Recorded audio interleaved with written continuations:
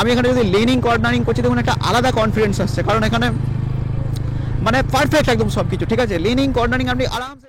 Welcome back to motor details, আমি অনিরুদ্ধ। আর আজকে আমরা একটা ডিটেল রাইড রিভিউ করবো 2025 টিভিএস রনিন মিড মডেল 225 এই বাইকটা।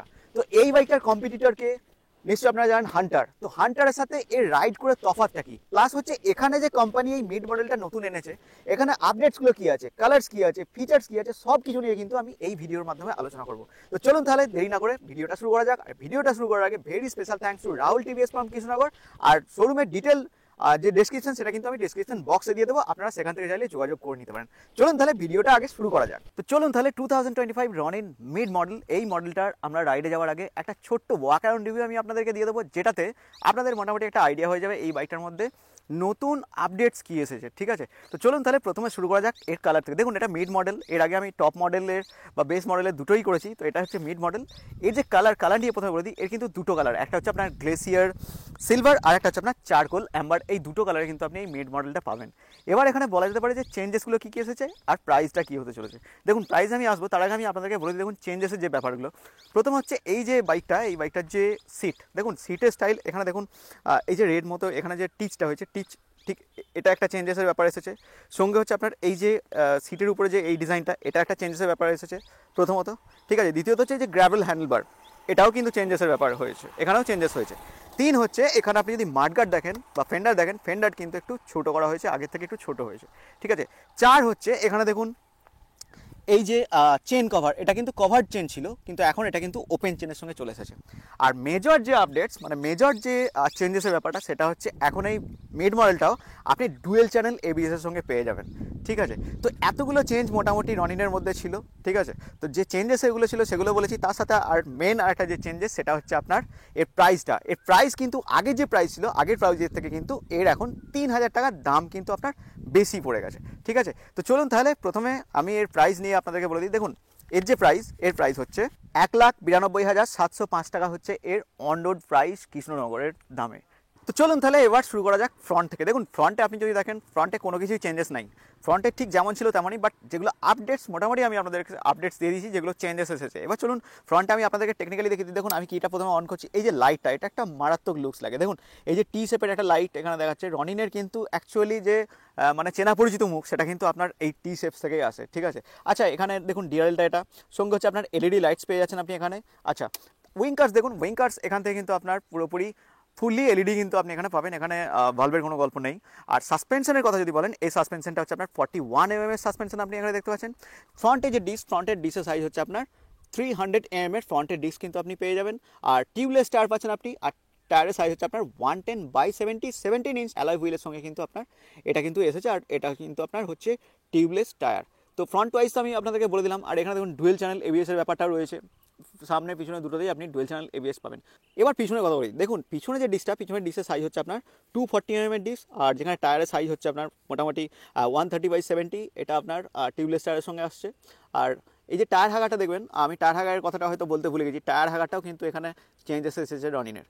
তো মোটামুটি পিছনের সামনে দুটো বলে দিলাম। দেখুন পিছনেতেও আপনি কিন্তু ডুয়েল চ্যানেল এবিএস কিন্তু পেয়ে যাচ্ছেন। ঠিক আছে, দেখুন পিছনের যে সাসপেনশন আছে, পিছনের সাসপেনশনটা নিয়ে প্রথমে আমি আপনাদেরকে বলে দিই। দেখুন পিছনে যে সাসপেনশন, এখানে কিন্তু মনোশক সাসপেনশন কিন্তু এখানে ইউজ করা হয়েছে। ঠিক আছে, ঠিক আছে চলুন তাহলে নেক্সট দেখে নিই। দেখুন রনিনের যে ইঞ্জিন, এটা হচ্ছে আপনার 225.9 সিসি ইঞ্জিন, যেখানে আপনার অয়েল কুল 4 ভালভ সিঙ্গেল সিলিন্ডার। এফআই এর সঙ্গে এসেছে ম্যাক্সিমাম পাওয়ার, এখানে আপনি পাবেন 20.4 PS আর টর্ক পাবেন 19.93 নিউটন মিটার টর্ক কিন্তু আপনি এখানে পেয়ে যাবেন।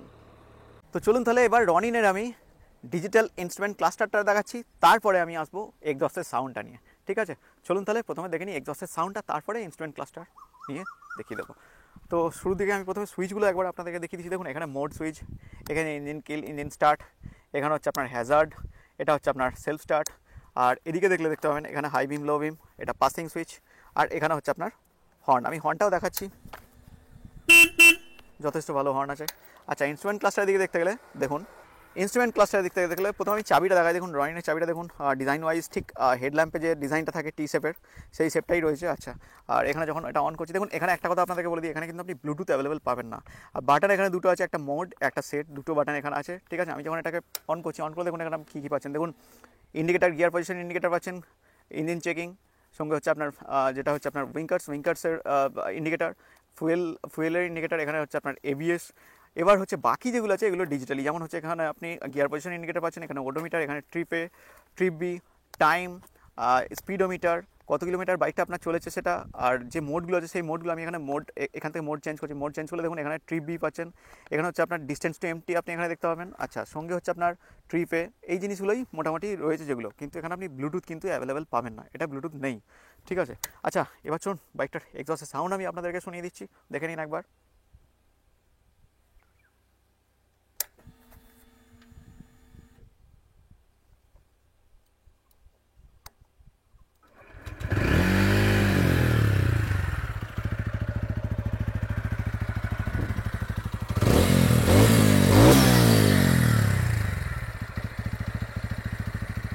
এবার যেমন লাইটসগুলো আমি দেখিয়ে দিচ্ছি, দেখুন ফ্রন্ট ওয়াইজ দেখুন টি শেপটা জ্বলছে এরকম, আমি এটাকে হাই বিম করছি,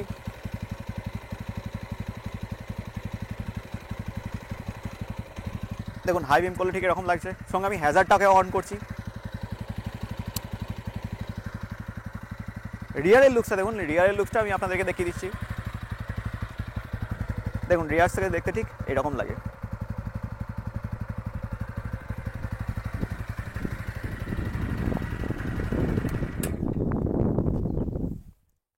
ডাইমেনশন যেগুলো ছিল সেগুলো আমি অলরেডি আপনাদেরকে বলে দিয়েছি, তবুও শেষে একবার একসাথে বলে দিচ্ছি। দেখুন এর যে সিট হাইট, মোটামুটি সিট হাইট হচ্ছে আপনার 795 mm seat height. Fuel tank আপনি এখানে 14 লিটারের ফুয়েল ট্যাঙ্ক পাবেন। আর এর যে ওয়েট সেটা হচ্ছে আপনার 160 কেজি ওয়েট। আর এর গ্রাউন্ড ক্লিয়ারেন্স হচ্ছে আপনার 181 mm এর গ্রাউন্ড ক্লিয়ারেন্স।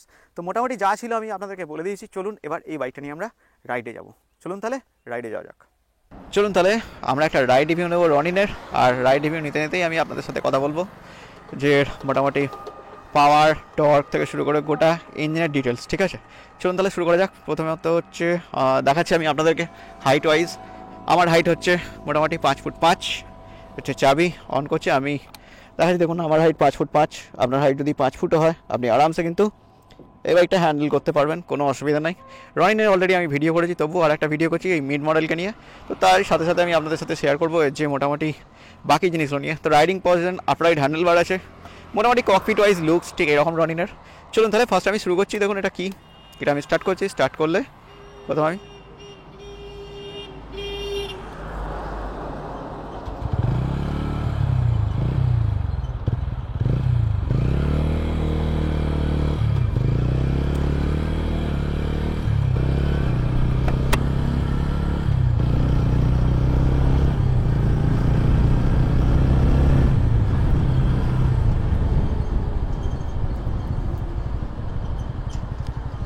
তো প্রথমে ইঞ্জিনের কথা বলি। এটা হচ্ছে আপনার 225 সিসির ইঞ্জিন, যেখানে পাওয়ার টর্ক দুটোই আপনি মোটামুটি ওই 20 PS আর 20 NM এর মতো পাবেন। এই দুটো হচ্ছে আপনার পাওয়ার আর টর্ক।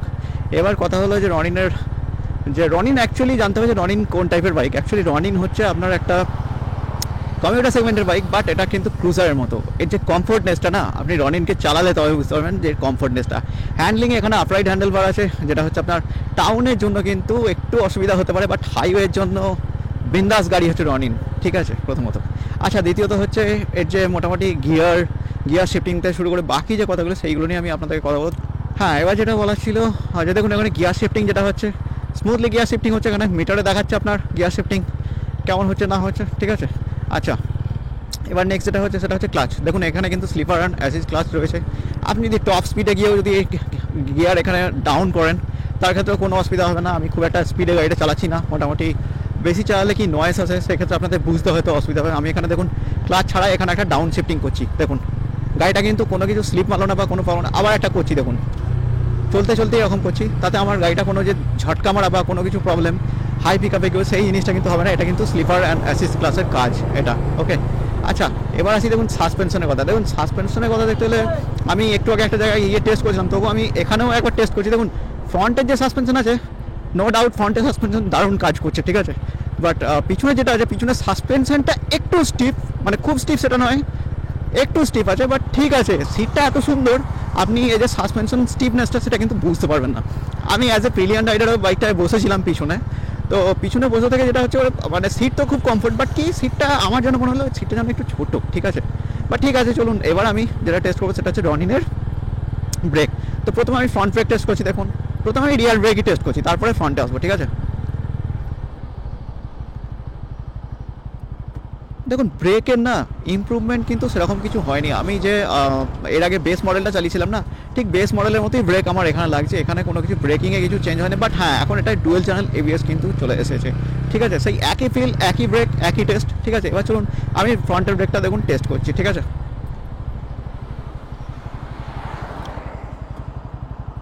সেম ফিল ভাই। মোটামুটি যে প্রথমে যে রনিন আমার যেমন চালিয়ে লেগেছিলো ঠিক সেই রকমই জিনিস আছে, বাট জাস্ট এখানে আপনার ডুয়েল চ্যানেল এবিএসের সঙ্গে পাচ্ছেন। বাকি ব্রেকিংটা আমার মনে হয় যদি টিভিএস আর একটু ভালো করতে পারে, হ্যাঁ যদিও এখন ডুয়েল চ্যানেল এবিএসের সাথে চলে এসেছে, তো ঠিক আছে। আচ্ছা, এবার মোটামুটি যা ছিল সেগুলো নিয়ে বললাম। এবার দেখুন নেক্সট হচ্ছে যে এই যে রাইডিং পজিশন, দেখুন এই রাইডিং পজিশন কিন্তু একদম কমফোর্টনেসের সঙ্গে। দেখুন সামনে ফ্রন্ট ওয়াইজ আমার পা দুটো দেখুন, এখানে আমার পা দুটো দেখুন। আমি পুরো যেমন ক্রুজার বাইক যেমন চালাই ঠিক সেই রকম রাইডিং পজিশন আছি। আপনাকে বেশি ঝুঁকতে হবে না, বেশি বেশি মানে অ্যাগ্রেসিভভাবে বসতে হবে না, বা অ্যাগ্রেসিভ লুক ওয়াইজ যেমন স্পোর্টস বাইকে বসে সেরকম বসতে হবে না। জাস্ট রেট্রো বাইকে যেমন আপনি চালান, কমফোর্টের সঙ্গে যেমন আপনি বাইক চালান ঠিক সেই রকম হচ্ছে এই বাইকের পজিশন। মানে আপনি ক্রুজার বাইক যেমন চালান ঠিক সেই রকম অ্যাকচুয়ালি এক কথা, মানে লং ট্যুর করার জন্য। এটা আপনার সিটির জন্য বা সিটির জন্য একটু প্রবলেম হতে পারে, কারণ হ্যান্ডেলের যে উইথটা সেটা অনেকটা বড়।